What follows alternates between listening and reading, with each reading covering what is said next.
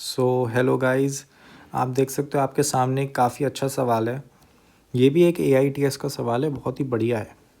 ठीक है, सॉल्व करने की ट्राई करो इसको और फिर डिस्कस करते हैं इसका सोल्यूशन बढ़िया सा।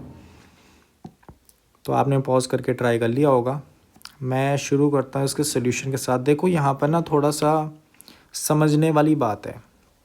ठीक है, थिंकिंग लगाने वाली बात है, थोड़ा सोचने वाली बात है। ठीक है, ये ऐसा अजीब सा सवाल काफ़ी डिफरेंट है ना। आप देखोगे इसके अंदर का फंक्शन भी काफ़ी डिफरेंट टाइप का है और ये ऐरा गैरा फंक्शन नहीं है। इसको हम जब डिस्कस करेंगे ना आपको पता लगेगा कि ये काफ़ी एक बढ़िया सवाल है। और यहाँ पे तुम्हें ऑप्शन देख के हिंट मिल ही चुका होगा कि हमें एक्चुअली निकालना क्या है ना। तो मतलब बेसिकली मुझे क्या करना है कि अगर मैं हिंट से मेरे को क्या पता लगा कि अगर मैं n+k इन जनरल है ना, इन जनरल इसको अगर सॉल्व करना सीख जाऊं तो कहीं ना कहीं मेरा सवाल हो जाएगा। समझ आई बात? ठीक है, तो अगर मैं इसको सॉल्व कर दूं तो कहीं ना कहीं सवाल बहुत ही सिंपल हो जाएगा। तो देखो भाई कैसे कर सकते हैं। तो मैं इंटेग्रल को नीचे लिखता हूँ। तो यहाँ पे हमारे पास है कि इंटीग्रेशन, यहाँ पे मैं लिखता हूँ कि देखो n+k क्या होगा कि n की जगह मैंने क्या डाल दिया, n+k है ना। तो इंटेग्रल देखो कैसे चेंज हो जाएगा थोड़ा सा कि देखो ऊपर जो है हमारे पास n+1/2 वो बन जाएगा n+k+1/2। ठीक है, upper limit. Similarly lower limit कैसे बन जाएगी कि n+k/2। ठीक है, और अगर हम देखें अंदर वाला फंक्शन सेम रहेगा है ना, उसमें n नहीं है ना। तो ये हमारे पास आ गया πx और बस डिवाइडेड बाय √2 की पावर x dx। क्लियर है?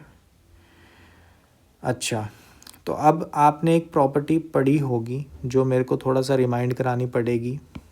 देखो अगर कोई इंटेग्रल है, ठीक है, a से b तक f(x) dx, तो अगर आप उसके लिमिट्स में कोई चीज़ माइनस कर रहे हो, लेट्स से -k, तो फंक्शन में वही चीज़ प्लस कर दो, f(x+k) का फंक्शन लिख दो। ठीक है ना, ये वाली प्रॉपर्टी पढ़ी है आपने? पढ़ी होगी, बहुत ही सिंपल प्रॉपर्टी है। इसी को अप्लाई करेंगे, लेकिन यहाँ पे अब मुझे माइनस क्या करना है, माइनस मुझे करना है -k/2। यहाँ पे माइनस क्या करना है, k/2 लिमिट्स में। तो अंदर फंक्शन में ये मेरा पूरा फंक्शन है ना, लेट्स से ये मेरा पूरा फंक्शन क्या है, f(x), उसको मुझे किस पे चेंज करना पड़ेगा, f(x+k). क्लियर है बात? x+k/2, यहाँ पे x+k/2। ठीक है, ये करना पड़ेगा। तो लो भाई, अब हम क्या करेंगे कि इस अंदर वाले फंक्शन को चेंज करेंगे। तो यहाँ पे मैंने क्या करा, ये हमारे पास क्या बन गया, लिमिट्स हमारे पास ओरिजिनल वाली आ गई n+1/2, यहाँ पे n/2। यहाँ पे अब क्या होगा, जहाँ जहाँ x है उसको चेंज करना है ना। तो अगर तुम देखोगे यहाँ पे बना sin² पाई और यहाँ पे x था, तो x की जगह क्या आएगा, x+k/2। ठीक है, और ये आ गए पूरे ब्रैकेट्स।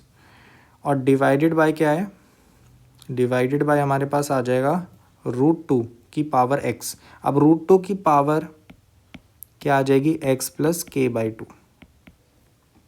ठीक है, dx। तो यहाँ पे मेरे दिमाग में तो एक बहुत ही सिंपल सी चीज़ आ रही है कि देखो यार, √2 की पावर x यहाँ पे बच गया, जो k/2 वाली पावर है √2 की, उसको इंटेग्रल के बाहर ले जाओ, है ना, क्योंकि ऑपरेटर तो x पे है, तो k तो इंडिपेंडेंट हो गया उसके, है ना, तो वो बाहर ले जाओ, बहुत आराम से बाहर चले जाएगा। तो ठीक है, तो यहाँ पे अपने पास क्या आ गया कि भाई नीचे क्या आ गया, √2, या फिर सिंपली मैं अगर लिखूँ 2 की पावर k/4। ठीक है, ये बाहर आ गया इंटीग्रल के।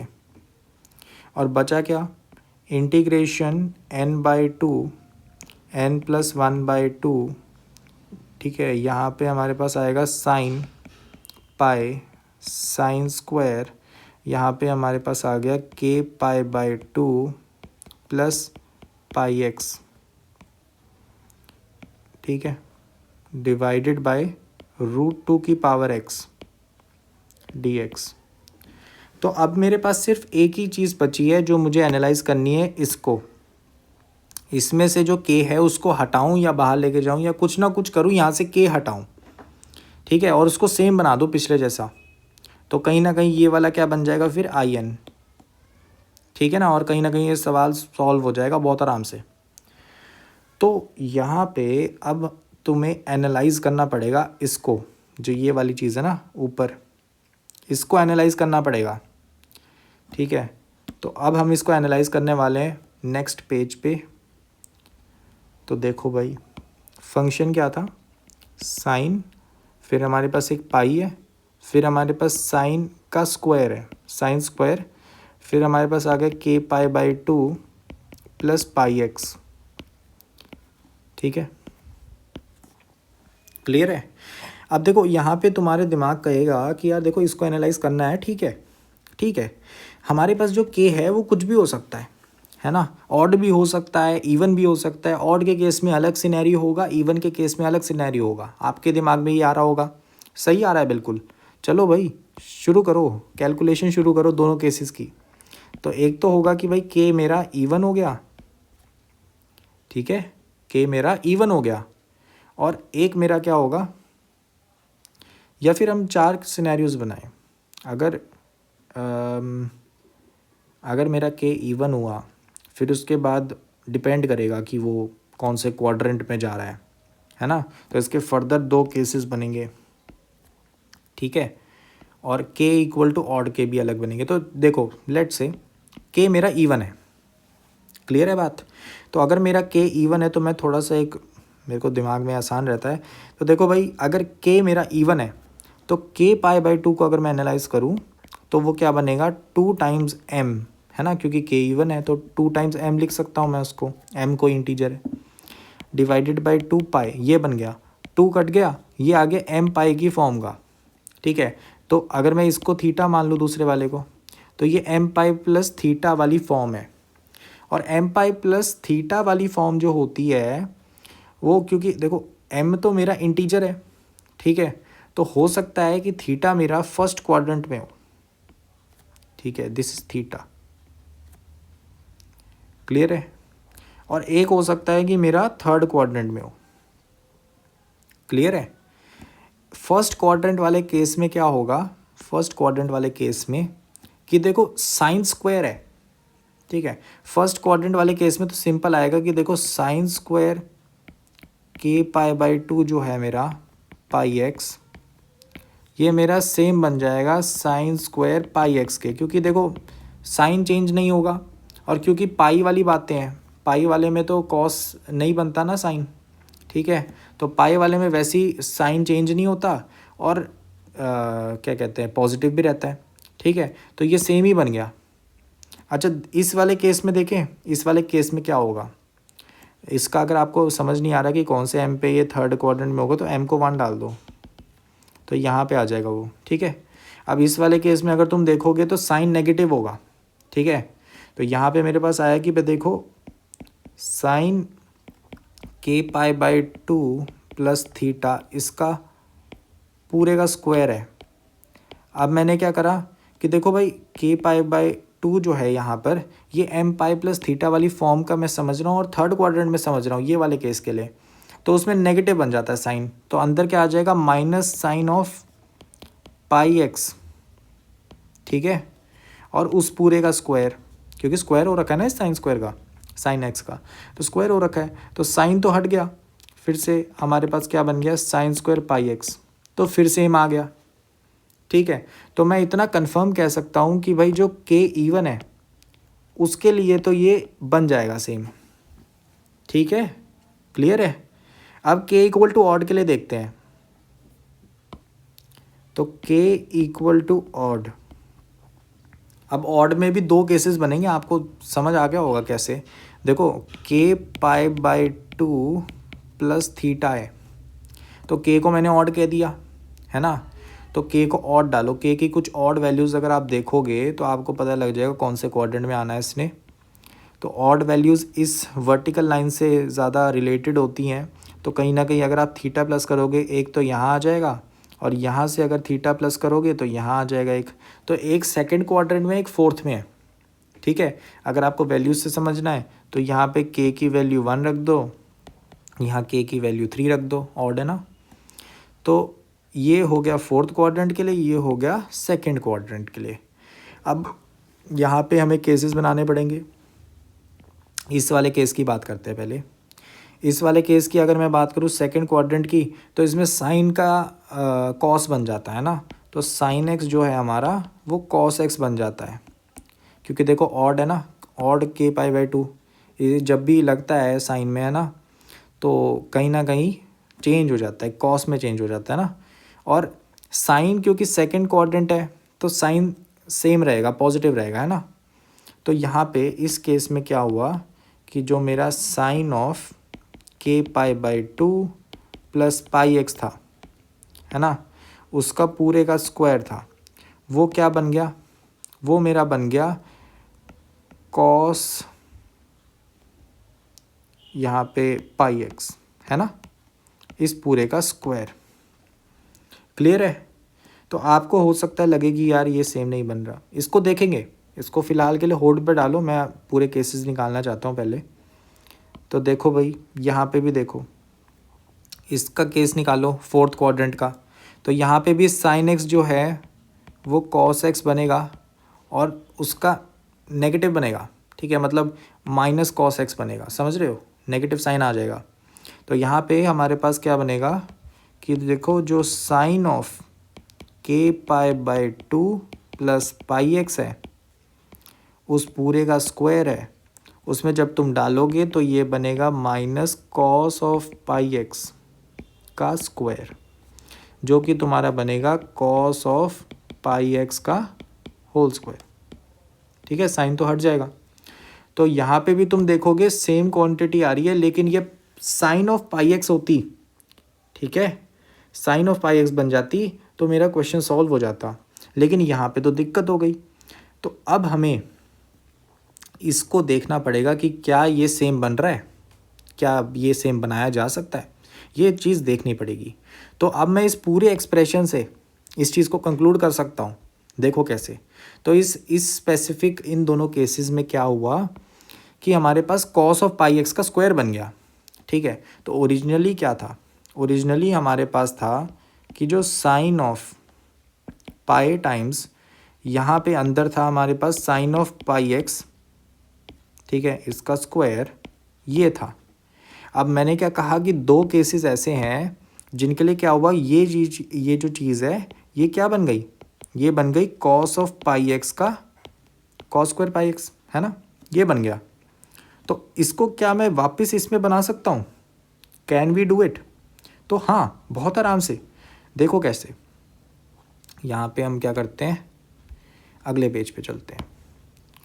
तो देखो मेरे को क्या प्रूफ करना है, सिंपल है कि साइन पाई यहाँ पे हमारे पास क्या आ जाएगा, कॉस स्क्वायर पाई एक्स है ना, ये बन गया ना हमारे पास सेकंड और फोर्थ क्वाड्रेंट के केस में। इसको मैं क्या कर सकता हूँ, लिख सकता हूँ कि देखो ये पूरा क्या है, थीटा है ना। और मुझे एक चीज़ पता है बहुत ही सिंपल कि sine of theta is equal to sine of pi minus theta.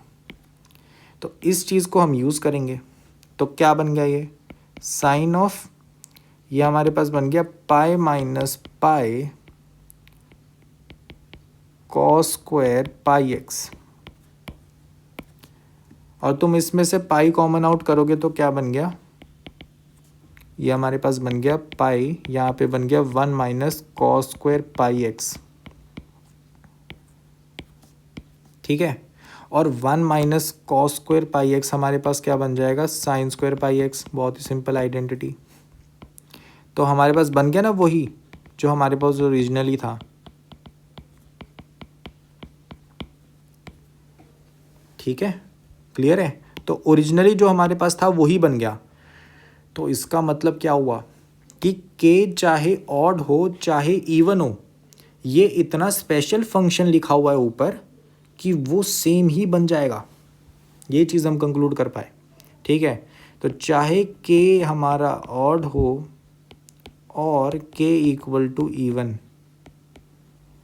ठीक है, हमारे पास क्या आ गया कंक्लूजन कि जो sine of pi times sine square pi x है, सॉरी यहाँ पे k pi 2 pi plus pi x, ये जो है ये किसके बराबर होगा, sine of pi times sine square pi x के। ठीक है, ये हमने प्रूफ कर दिया है हर एक केस को देख के। 4 केसेस थे, चारों में सेम बना दिया है। अब बहुत ही सिंपल हो गया कि देखो सेम ही बन गया है। ठीक है, अब हम अपने इंटेग्रल पे आते हैं। इंटेग्रल कहाँ गया हमारा, ये रहा ना। तो मैंने क्या प्रूफ कर दिया कि ये जो पूरी चीज़ है इसमें इस चीज़ को मैं आराम से हटा सकता हूँ। ठीक है, तो मेरे हिसाब से सवाल अब सॉल्व हो चुका है बहुत आराम से ना। तो देखो भाई, इस इंटेग्रल को ऐसा करते हैं, हम नेक्स्ट पेज पे लेके चलते हैं। ठीक है, तो मैं यहाँ पे इसको कॉपी करता हूँ।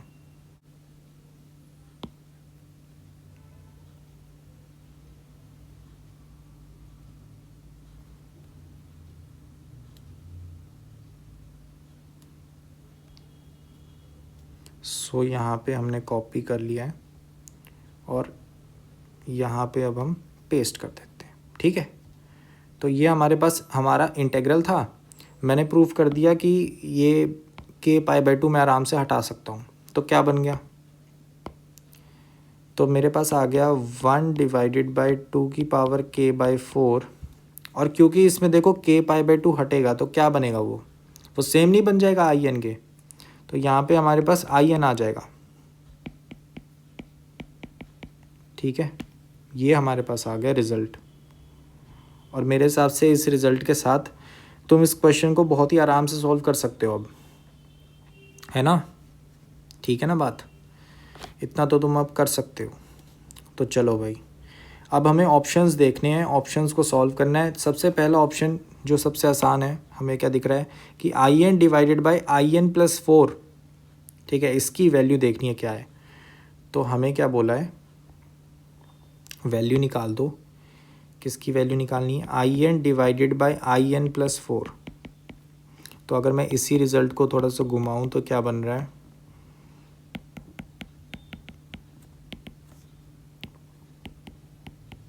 ठीक है।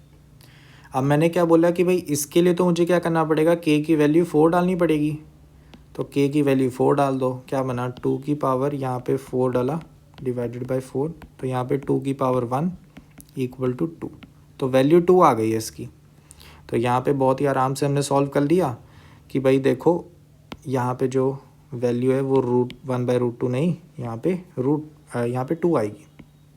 ठीक है, ए ऑप्शन सही है, बी ऑप्शन गलत है। फिर हमें सॉल्व करना है यहाँ पे सी और डी ऑप्शंस। अब सी और डी में से सबसे आसान कौन सा लग रहा है, मुझे तो ये लग रहा है कि ये वाला काफ़ी आसान है, डी ऑप्शन। तो डी ऑप्शन को पहले चेक कर लेते हैं। तो यहाँ पे हमारे पास क्या आ गया, अब हमें चेक क्या करना है, हमें चेक करना है I n summation n equal to, यहाँ पे नीचे आई नॉट था और ऊपर, एक मिनट, यहाँ पे हमारे पास n इक्वल टू 0 से इन्फिनिटी जा रहा है। ठीक है, n इक्वल टू 0 से इन्फिनिटी जा रहा है। ठीक है, इसकी वैल्यू निकालनी है। इसकी वैल्यू कैसे निकालेंगे, हमारे पास ये आ गया ना। इसको देख के तुम्हें कुछ लग रहा है कि इसको कैसे कर सकते हैं। यहाँ पे सिंपली क्या कहा है कि देखो आई n इक्वल टू 0 से इन्फिनिटी जा रहा है, इसका मतलब क्या हुआ इसको समझ लेते हैं पहले। जब हम यहाँ पे i की वैल्यू 0 डालेंगे तो 0 आ गया, फिर 1 डालेंगे तो 1 आ गया, फिर 2 डालेंगे तो 2 आ गया। ऐसे ही करते करते फॉर i इन्फिनिटी, ये ऊपर हमारा न्यूमरेटर है, ठीक है ना, और डिवाइडेड में हमारे पास क्या आई नॉट है। तो एक फैक्टर तो तुम्हें यहाँ से दिख गया कि यहाँ पे 1 तो होगा एटलीस्ट, है ना, 1 से कुछ बड़ा हो सकता है क्योंकि देखो ये रेशियो ही बता रहा है। ठीक है, तो कहीं ना कहीं ये पता लग रहा है कि ये 1 से कोई बड़ी क्वांटिटी होएगी। ठीक है, तो अब हम क्या करेंगे कि देखो आई नॉट आई वन ये सब कुछ ऐसे है ना, तो अब हम क्या कर सकते हैं कि देखो इस रिजल्ट्स में से सोचो कि आई एन प्लस के हमारे पास क्या निकला था, हमारे पास निकला था ये I n into 1 divided by 2 की पावर k बाई 4। तो अब हम ऐसा करते हैं n की वैल्यू 0 डाल देते हैं। तो n की वैल्यू 0 डाली तो आई ऑफ k मेरे पास क्या आ गया, आई नॉट डिवाइडेड बाई 2 की पावर k बाई 4। ठीक है, तो इसका मतलब क्या हुआ कि k की वैल्यूज़ को चेंज करके 1 2 3 4 ऐसे डाल डाल के इन्फिनिटी तक मैं कहीं ना कहीं सारी वैल्यूज़ लिख सकता हूँ आई नॉट की फॉर्म में। तो कहीं ना कहीं आई नॉट से कैंसिल आउट होके आंसर आ जाएगा। तो यहाँ पे मेरे पास क्या आ गया, ये कि पहला तो आई नॉट है, फिर मेरे पास क्या आएगा आई नॉट डिवाइडेड बाई 2 की पावर यहाँ पे क्या आएगा 1 डाला के को तो 1 बाई 4। फिर क्या आएगा आई नॉट डिवाइडेड बाई यहाँ पर क्या आ गया 2 की पावर 2 बाई 4। ठीक है ना, प्लस ऐसे ही करते करते करते आप इन्फिनिटी तक जा रहे हो। ठीक है, और नीचे क्या है आई नॉट। क्लियर है, तो काफ़ी आसान है ये भी। तो मेरे पास क्या बना, मेरे पास बना कि यहाँ पर आई नॉट तो कॉमन आउट हो गया ऊपर और नीचे। ऊपर क्या बना 1 प्लस 1 डिवाइडेड बाई 2 की power 1 by 4 plus 1 divided by 2 की power 2 by 4 and so on till infinity. ठीक है, तो यहाँ पे मेरे को ये काफ़ी आराम से एक जीपी बनती हुई दिख रही है ना। ये कैसी जीपी है, या फिर इस पूरे को इन्वॉल्व कर लेते हैं। ये पूरा ही हमारे पास एक जीपी बनता हुआ दिख रहा है जिसकी पहली टर्म 1 है और कॉमन रेशियो 1 बाई 2 की पावर 1 बाई 4 है। तो ये हमारे पास बन जाएगा 1 जो कि हमारी पहली टर्म है, 1 माइनस जो कॉमन रेशियो है जो कि 1 डिवाइडेड बाई 2 की पावर 1 बाई 4। ठीक है, तो यहाँ पे हमारे पास आ जाता है कि ये 2 की पावर 1 बाई 4 डिवाइडेड बाई 2 की पावर 1 बाई 4 माइनस 1 है। ठीक है, तो अगर अब हम ऑप्शन को देखें तो ये तो कह रहा है कि 2 है, क्या ये 2 बनना चाहिए? नहीं, तो इसका मतलब क्या हुआ, इसका मतलब हुआ डी ऑप्शन गलत है। तो डी ऑप्शन हमारा गलत हो जाता है। ठीक है, इतना सिंपल नहीं बन रहा ये। अच्छा, सी ऑप्शन देखना पड़ेगा, है ना। सी ऑप्शन को देखते हैं आप कैसे कर सकते हैं। सी ऑप्शन थोड़ा सा ट्विस्टेड है, मतलब डी ऑप्शन जैसा ही है, बस उसमें आई एन की जगह आई ऑफ 8n है। ठीक है, तो अब हमें लास्ट चेक करना है एक ऑप्शन कि समेशन n इक्वल टू 0 से इन्फिनिटी आई ऑफ 8n है डिवाइडेड बाय यहाँ पे आई नॉट है। तो देखो आई नॉट, तो देखो हमारे पास एक रिलेशन क्या था कि आई के equal to I naught divided by 2 की पावर k बाई 4, ये हमने निकाला ना n को 0 डाल के। इसको इस्तेमाल करेंगे इसमें, लेकिन इसमें ना समेशन अगर तुम ध्यान से देखो, समेशन अच्छे से देखो तो तुम्हें पता लगेगा कि देखो पहली टर्म तो 0 है, अगली टर्म हमारी 8th टर्म है ना, या 9th टर्म लगा लो, आई 8 है, फिर आई 16 आएगा and so on till infinity. ठीक है, तो जीपी थोड़ी सी चेंज हो गई है और कुछ नहीं बदला है। देखो कैसे, तो यहाँ पे तुम आई नॉट तो ऐसे ही रहने दो पहला, दूसरे वाले को देखो के को हम 8 डालेंगे तो क्या बनेगा आई नॉट डिवाइडेड बाई 2 का स्क्वायर, है ना, सही बात। और यहाँ पे हमारे पास क्या आएगा आई नॉट डिवाइडेड बाई 2 की पावर, यहाँ पे क्या आ जाएगा 16 डालेंगे, 4 से डिवाइड होगा, 4 बन गई power and so on till infinity. ठीक है, divided by I not, I not को कॉमन आउट करके कैंसिल आउट करो तो हमारे पास बचा क्या, 1 plus 1 divided by 2 square, 1 divided by 2 की power 4 and so on till infinity. तो ये भी जीपी बन गई, ये भी जीपी बन गई हमारे पास। पहली टर्म इसकी 1 है डिवाइडेड बाई 1 माइनस यहाँ पे जो इसका कॉमन रेशियो है 1/2 स्क्वायर। तो ये हमारे पास क्या आ गया, 1 डिवाइडेड बाई 1 माइनस 1/4। तो ये हमारे पास आ गया 1 डिवाइडेड बाई 3/4। तो ये हमारे पास आ गया 4/3। तो सी ऑप्शन हमारा 4/3 है। हाँ सही बात है। तो ए और सी हमारे करेक्ट ऑप्शंस हैं, बी और डी गलत हैं। आई होप सो कि ये क्वेश्चन अच्छे से क्लियर होगा, क्योंकि इस क्वेश्चन में मैं मेन ऑब्जेक्टिफाई क्या करने वाला था कि ये जो चीज़ है ये ऐसे ही उठाकर नहीं लिखी है, समझ रहे हो, ये ऐसी उठाकर कुछ भी नहीं लिख दिया है, ये बड़ा ही सोच समझ कर लिखा है, ठीक है। और ये काफ़ी अच्छे तरीके से सोच कर लिखा है, जिसकी वजह से ये सेम बन रहा है, ठीक है। इसमें दो चीज़ें अहम है, जो ये एक तो स्क्वायर है जो इसके साइन को प्रोटेक्ट कर रहा है, ठीक है, कि इसका साइन चेंज ना हो। और दूसरी चीज़ क्या है, दूसरी चीज़ है कि ये जो पाई है, साइन ऑफ पाई, साइन के अंदर पाई है, तो ये कहीं ना कहीं इसको प्रोटेक्ट कर रहा है कॉस से वापस साइन बनाने में। तो ये दो चीज़ें बहुत ही इंपॉर्टेंट थी। आई होप सो कि ये क्वेश्चन क्लियर होगा।